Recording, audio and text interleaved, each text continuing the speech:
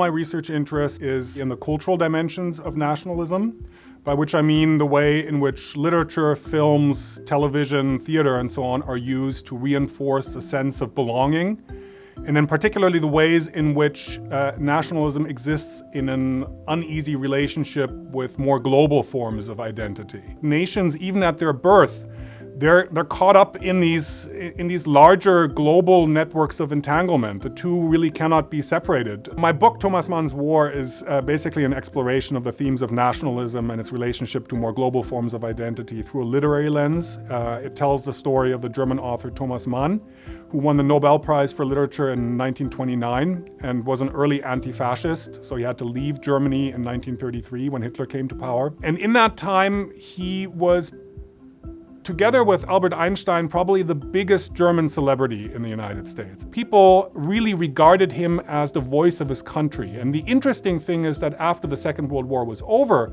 when he went back to Germany, people in Germany viewed him in the same way, but with a certain amount of suspicion, because he had been in the United States for so long.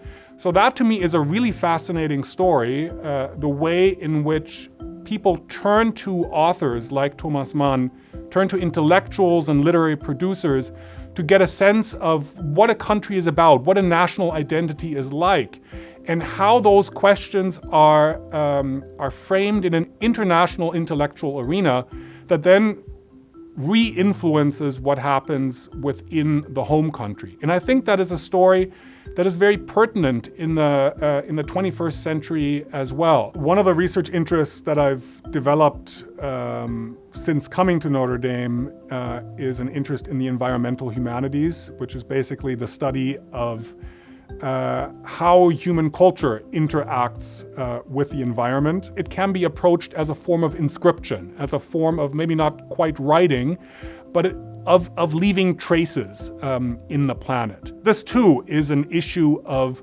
local identities and how do they intersect with larger, more global forms of being in the world.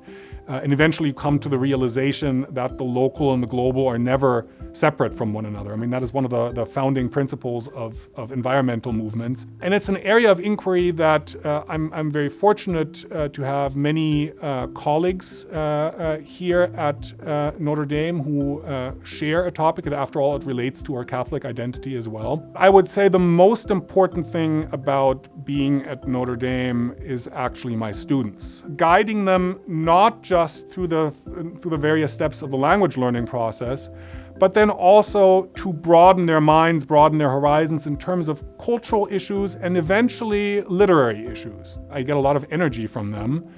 And it is, of course, also deeply rewarding to then see the passion that it inspires in the students.